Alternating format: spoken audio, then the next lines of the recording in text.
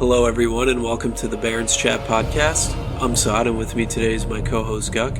This is a podcast about World of Warcraft by two guys who play it. For this episode, we're going to get into the World First race, the skill of the World First Raiders, the casting teams, and heroic war fronts, and any other activities that we did in Azeroth throughout the week. So, Guck, the World First race started on Tuesday in North America. What'd you think about it? Did you get to take a look at the streams? What'd you think of the quality? So I did not get to see the start of the World First race, but I did get to see some of the ending parts of it. I've seen Orgazoa, I saw the progression through Zakul, and I've seen it mostly through the Limit Maximum stream. Max is their raid leader and tank, so it's been great to see it through that kind of similar Brewmaster perspective, the same way I kind of used to watch the Method streams through SCO. I haven't really been watching Method, just because they've been kind of behind. Limit has been ahead for most of the time, and it seems kind of cool to see a NA guild at the lead. Yeah, and I think now there's like 4 guilds on Ashara, so the lead is pretty much a wash at this point, right? It's anyone's game now. Yeah, anybody can get that first kill. I do tune into Method when Preach is on. I feel like his analysis, just because of his experience in raiding in top 100 guilds, just gives him such valuable analysis, and I really enjoy listening to what he has to say.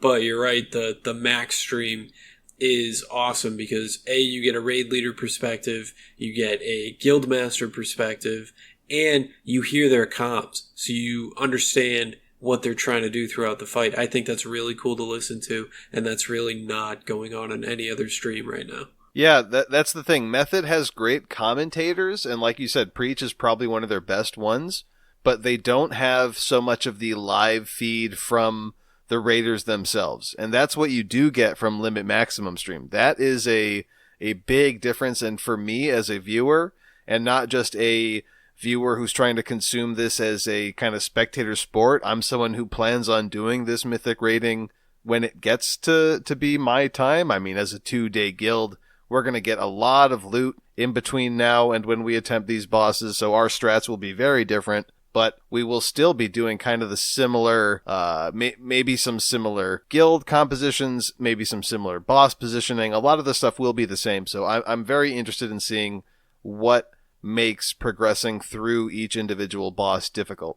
And I really enjoyed seeing Limit go through all of that with Zakul. They were largely responsible for almost all of Zakul's progression. Yeah, like every guild seemed to adopt their strats, and I think another thing that's cool about this raid tier right now is it's not like a default raid obviously there's class stacking on each boss, but it's not like a default comp. Like some fights are 1 tanked and other fights are 3 tanked, and I think that's really unique and something that you haven't seen in a while, and it's something really cool that I think the raid design team did a good job on. Yeah, I don't think it was so much an intended mechanic from the raid design team, but it's a really cool emergent mechanic that progression raiders have pulled out of it. The 3 tank mechanic on what's her name?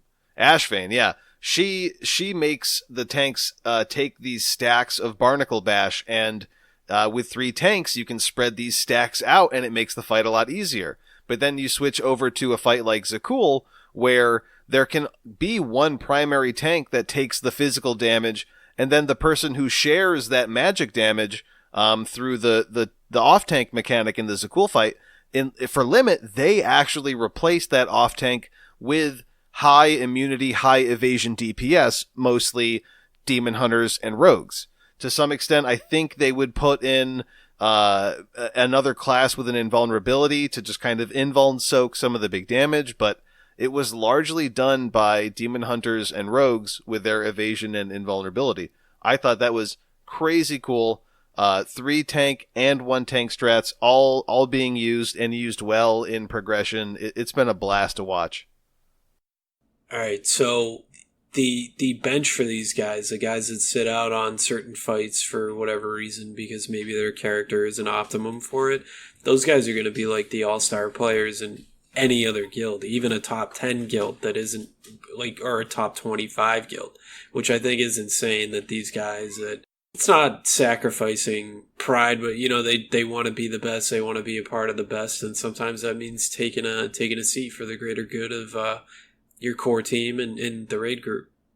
Yeah, there are some people I know with Method, they've had shamans in particularly out of their progression rating, and some of them are now coming out in Ajara, but they really, one of the things that you noticed in their preparation, obviously all of the top of the line guilds are going to be running split runs. So essentially, you'll see these crazy raids where they'll be running heroic and everyone's a leather wearer, or they'll have almost everyone be wearing cloth, or almost everyone will be wearing plate, aside from a few people who they're bringing just for their class buff.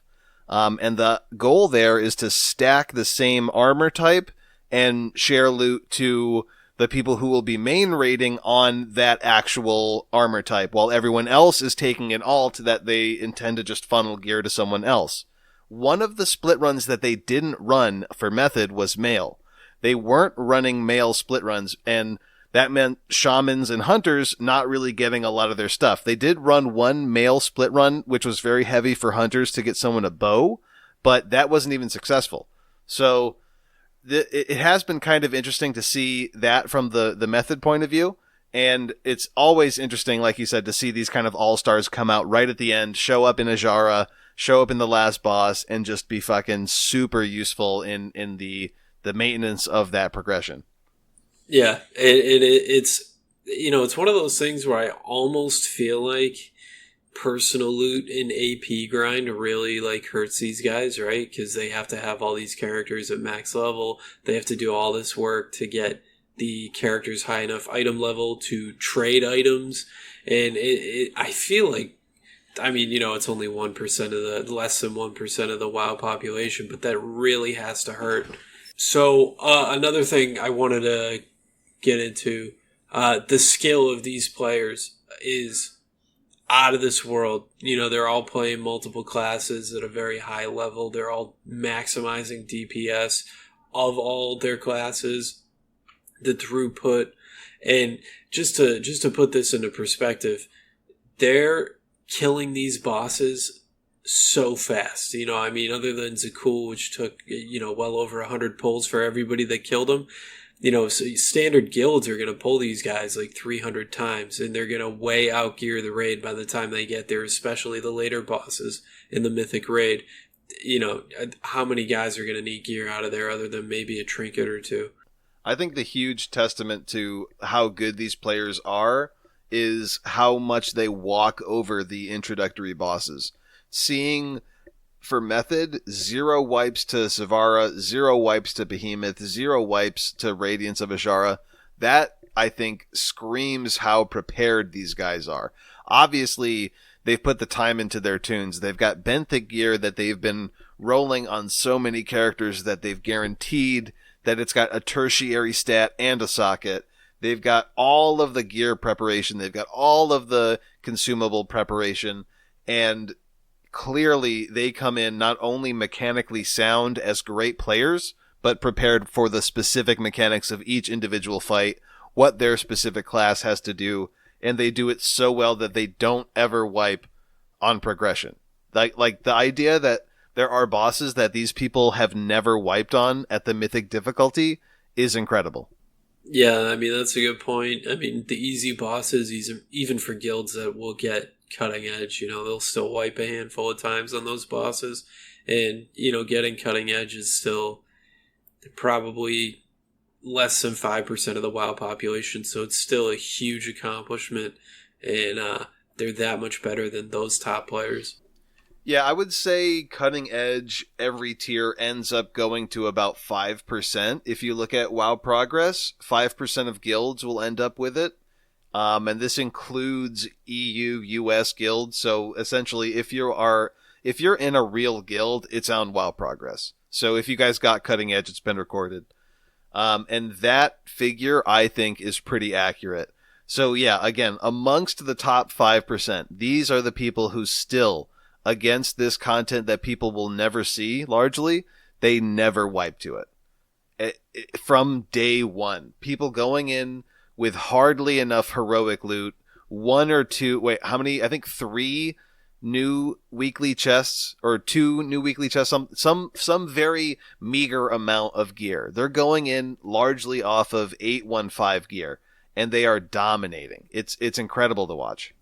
Yeah, and then after they kill it, the preparation starts for the next tier. I mean, it's nuts. The amount of work that they put in on multiple characters, multiple hours per day, and actually, I think it's really cool. I think the race in general is just awesome for the WoW community. I think, for some reason it's taken 14 years to get into it, but I think it's huge for the WoW community. It's obviously good for these guilds that are involved, and Red Bull, who's gotten involved with Limit and Pieces, and I think it's really awesome. I think they're doing a great job.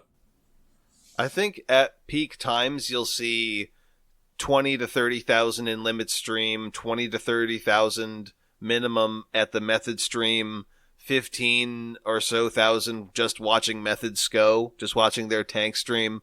The total amount of people that are sitting and enjoying World of Warcraft content has gone up dramatically since Classic. You think about Classic Beta and just how many people were watching that, and it's accelerated. It's going to continue through the World First race. Whenever there is an MDI, there's a ton of people watching the MDI races. And honestly, as far as the World of Warcraft Twitch meta, you're basically one of the few personality streamers that are at the top of the top. But for the rest of us, just kind of regular streamers, it's really Mythic Plus runs. You'll look through that catalog, and most of the people who aren't crazy famous personality streamers they're just running kind of high level keys. They're interacting with their audience through keys. And that, I think, is really what, no pun intended, keys into the viewership for the MDI. I don't think there's a lot of people that care too much about Arena. I think there are enough people that watch it that WoW developers will obviously continue to make the esport aspect of it one of their priorities, but it's, in my opinion, last place when you consider the World First race, MDI, and then the Arena Championship. So it's really exciting to be right here, right at the end of it. As we're recording, guilds are making progress on Ajara. I believe Method is about 40% at their best pull, which was their 80th or 90th pull. So we're right in the kind of pinnacle of the race right now. I'm seeing 64, but I mean, either way, right? I might be mixing up my numbers on guilds. I think Limit had the best pull at 52, if I'm not wrong. That was earlier. I know Method switched to do split runs, but I mean, either way, this boss is not going down this reset. It's just not going to happen unless an Asian guild does it before Thursday, which is entirely possible. But either way, it's outstanding to watch. I think it's awesome. I think the MDI will be better when the balancing gets better and the meta shifts away from having, 2 rogues and a monk and a prot warrior. So hopefully the meta will shift away. You can get some variety in there in the comps, and that'll be good to watch. How is your progression going, Guck? Have you guys dabbled into Mythic yet, or no? We unfortunately didn't have enough people to go deep into Mythic. We essentially finished up Heroic progression, had a few pulls on Heroic Ajara, didn't get her down, swapped to Mythic Sivar. I think Sivar is the first boss. Got a few pulls of that before calling it a night. We just, as a 2-day guild, if we don't start Mythic, we're not going to get progress with Mythic. And for some reason, our leadership decided to go Heroic again the first week of Mythic. But I know after we get another weekly chest, we're going to hopefully just dive into Mythic. I don't want to go back to Heroic at all. Yeah, just one of those things where you kind of do it on your own time. I faction changed. I took a step. I swapped to Alliance. I'm now in a guild, and we're up to the Queen's Court in Heroic, which is not bad for me. I took pretty much the last 2 tiers off, so It's not too bad. I think that boss we got them to like 12%, so they'll die next week for sure. But scary faction changing. I have to do the entire war campaign all over again. I'm not happy about that, especially because I've already done it on one alliance character. But it's good. Gives me something to grind for. AP. Check my class forums. Check the class Discord. Try to improve myself. I have a lot of work to do as far as my parsing goes. It's not up to where I want to be, but it'll get there. Time will tell. And I'm looking forward to what this next week has to do. It's a 2-hour raid, which is great. I feel like it doesn't even happen. Just get in there, pull, and then 2 hours later you're done. That's crazy. I mean, that's kind of good. I don't know how I feel about that. I don't know if that's enough time to get progress done. Are you a 2-day or 3-day guild? So it's a 3-day, so it's still 6 hours, but yeah, it's a 3-day. So you guys are raiding for the same amount of time as we are, but you go in fresh 3 times as opposed to twice. That's interesting. I'd be curious to see how our guild would do in that schedule, considering it's the same amount of hours.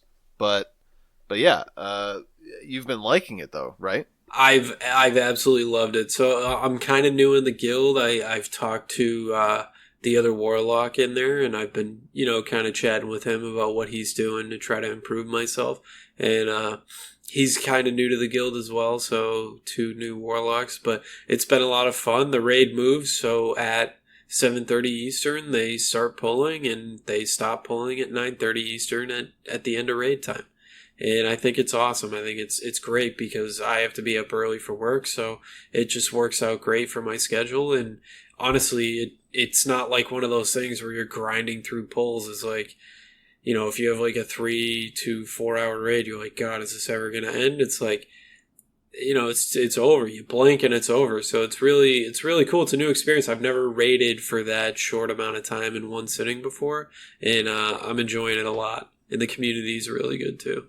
And for a heroic guild, there's actually a lot of really good players in there too. So I'm borderline getting carried right now. Yeah, but like you said, you've taken 2 tiers off, so your eye level's behind, your neck's behind. That's to be assumed. But yeah, you'll be there soon. You were never a slacker in Legion. Yeah, I don't like to feel like I've been carried, so I definitely have a lot of work to do browsing. Reviewing my logs and comparing them to other top players, see what they're doing that I'm not. Self-awareness is key to success in a raid team. That's right. It's imperative. Heroic Warfronts are up. Are they up for Horde right now, Guk? I'm not sure. I haven't been on in a little while, so this last week we were actually moving. We just finished our move, and we're still building furniture, so as far as being done moving, I wouldn't even say I'm done yet. I'm going to take some time today on Monday to get my 10 done, get whatever sort of dailies I have. Other than that, I'm not going to be getting into too much. I haven't had time to. But you managed to do a heroic warfront, right? I did. So I had to do the pre-quest for the Battle of Stormguard for Alliance because you have to do like a brief attunement. And you have to join a raid group to queue for the heroic warfront. So I joined that. It was a pug. It was actually decently well led, but oh my word. I mean, I hated Warfronts to begin with. I still hate them now. It takes forever to do a Warfront, and you gotta run around and gather the resources. It's just not my thing. It's not. I am an RTS player, but my WoW character is not an RTS player. He's not a peon of the Horde or a peasant of the Alliance to gather lumber in ore to build buildings. That is... Well, yeah, the Warfronts hardly even resemble an RTS. You aren't even... It doesn't even remotely resemble Warcraft, these Warfronts. It's just kind of this ridiculous means to an end. It feels more like a quest, like one of the more recent kind of post-Legion quest loops that instead of being condensed in a small area of a zone, it's the entire zone. And it's so stupid. It's just a means to an end to getting loot. For the heroic warfront, I understand there are some things that are different. You have to come to the table grouped up already in a 10 to 20 man group. But aside from that, what was different about it?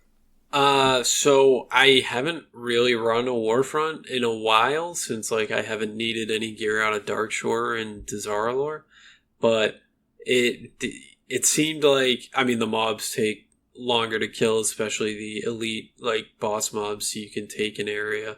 Uh, you have to be a little more coordinated. They kind of give you a little bit of a challenge. So we actually lost control of the circle of the elements in the Battle of Stormguard, and we had to go recap it. So it's something that really doesn't happen in normal, but we still pretty much won it without a challenge, and it just took longer. So I guess if you want to call that good content, I don't think it's good content, but I did get 435 item level legs with pretty good stats for myself, so I guess I can't complain too much. Free gear is good, I guess. I didn't really have to do anything for them except gather some lumber, so I'll take it. And I guess I'll be doing that once a week for the duration of this raid tier until I don't need the gear. What's the eye level that you get from it?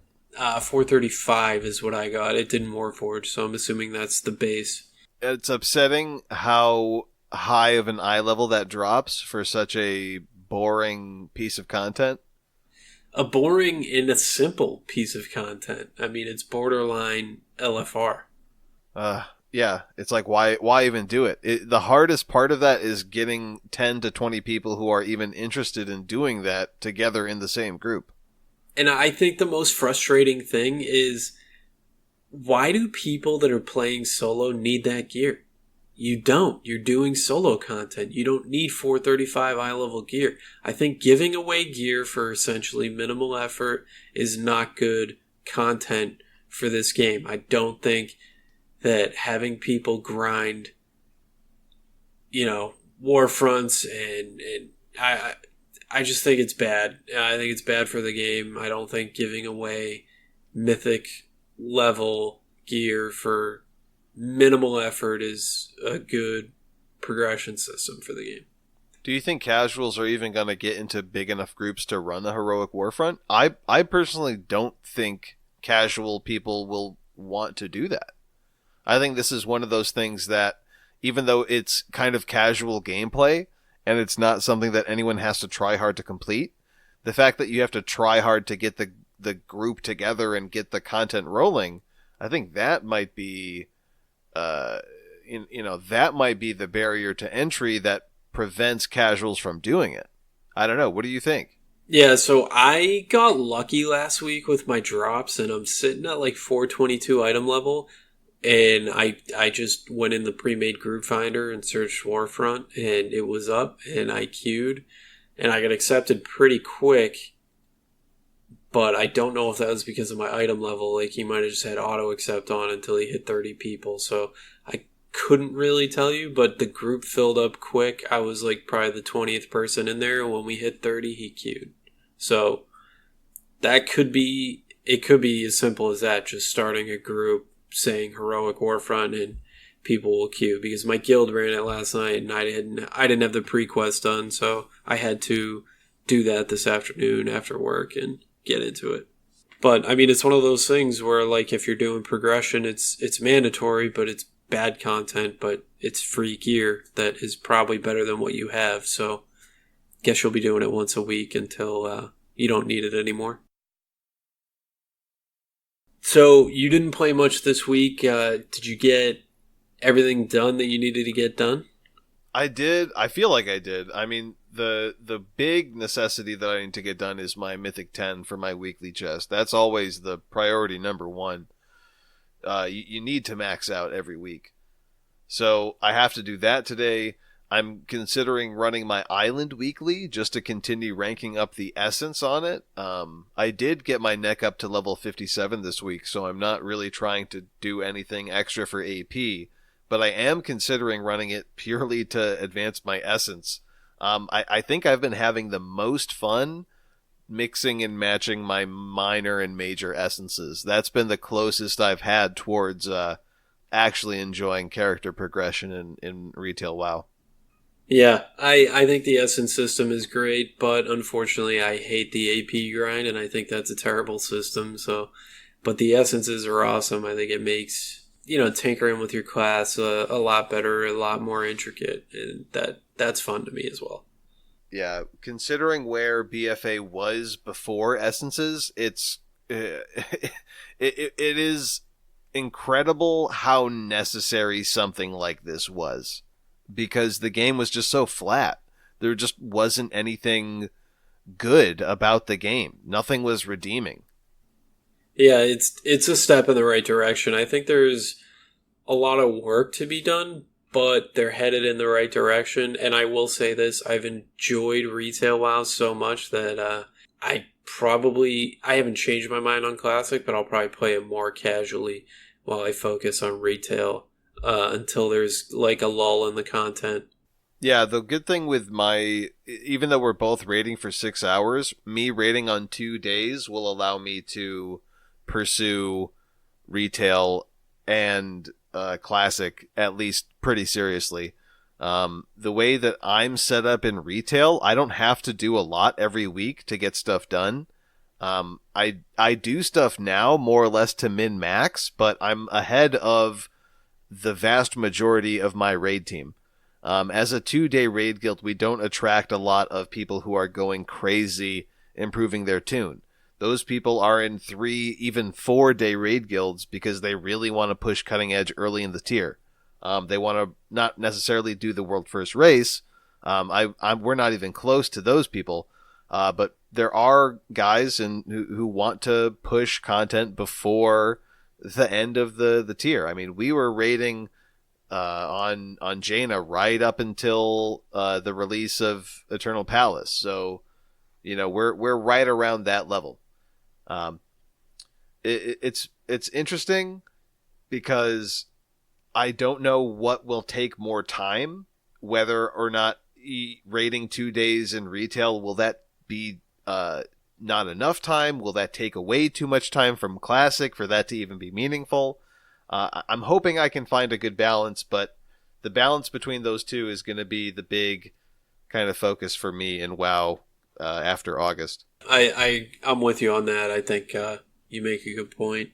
Yeah, because you're going to be, because you like that guild, if you're going to be raiding 3 days a week, you're going to probably do a little bit of prep each one of those days. That's going to pull away from time that you would have in Classic. I know how I play WoW and how everyone kind of tends to play games. One thing just rolls into another, and you can get stuck, herbing or running dailies or doing something like that, and it'll take that time away. So those 3 days can all become retail days. What's your plan for how serious you want to do Classic? Like, at what point will you be satisfied with your tune in Classic? So Classic, I definitely plan on playing, but I'm going to be way more casual than I initially thought, especially with my newfound love for retail. I mean, make no mistake, I still think retail has a long way to go before it's the game that it can be. But I've been clearing the AP quests off of the board pretty much every day. I farm herbs for like an hour so I can have raid resources and gold. And I'm just enjoying retail right now. I've been leveling a Dark Iron Dwarf to try to get the Heritage Armor, which is something I never do. I'm enjoying that as well. So retail has a lot to offer for me right now, and I still have essences to grind and just various other stuff. I haven't even unlocked Mechagon since I changed to Alliance. I have to re-unlock it, so I have to do that. And I made sure that I got Revered before, so I had flying when I faction changed over. So I still have a lot of work to do on my tune just to make sure it's caught up. But that being said, I do plan on playing retail. Not retail. I do plan on playing Classic. It's going to take me a little while longer to get to where I want to be. I would like to raid in Classic, but I'm no fool. I know that leveling is going to take quite a while, and I believe I'll get to 60. It's just a matter of when. And then once I do that, it's just a matter of getting attuned and running the raids, finding a guild. So we'll see. I plan on doing it, but I plan on doing it a lot more casual than I'm doing retail, which I'm still playing casual as well. Yeah, for me, with Classic, I don't plan on being part of the first wave of raiders, the people who are really diving in early. I plan on probably doing second or third wave. I think that's going to be more realistic. I don't want to race to 60 nearly as hard as everyone else. I think only because I am still kind of like sawed into retail enough that I want to continue to raid Mythic. So that's going to require at least those 2 days. I would say if you really want to be a competent Mythic Raider and do it on a budget of time, you have, for me, we've got the 6-hour raid. You've got about an hour, I would say an hour to 2 hours every week that you spend on doing your emissaries / dailies and world quests that you want to target for AP. You can add another hour for a Mythic 10 or less as you get better and better groups. So all in all, I would say in a week, 10 hours is pretty safe to be a prepared kind of Mythic level raider. And outside of that, I mean, that's a lot of time. You can spread that out over a week to give yourself on Classic, 4+ hours a day to prepare. And that is second or third raid wave ready, I think. Yeah, I agree. And it's one of those things you just got to find a balance, right? I mean, it is going to take a long time to get to 60, and I never thought I'd be in the first wave of raiders regardless. But I'll get there and I'll dabble, especially in lulls in the content, right? I mean, you're going to hit a point where the Mythic 10s are going to give you minimal upgrades, so you do your once per week. Your neck is in a good spot, say once you unlock the second minor essence slot, and really, you have raid times, you have your Mythic 10, maybe you have your emissaries that you can do. You can do 3 in one day, so you do 2 days of that in an hour one other day. So that'll be when I pick up Classic and I level it. I definitely think there is a lot to Classic. I think the active community on each server is going to be huge for the game, and I'm interested to see what the success of that means for the future of retail and Battle for Azeroth and beyond. And just the direction WoW's going. They're making steps in the right direction, and I'm looking forward to see where they go. Thank you for tuning into this episode of Barrens Chat Podcast. We appreciate you taking the time to listen to us talk about World of Warcraft. If you've got any comments or questions, feel free to contact us at baronschatpod@gmail.com, or you can tweet us on Twitter at baronschatpod.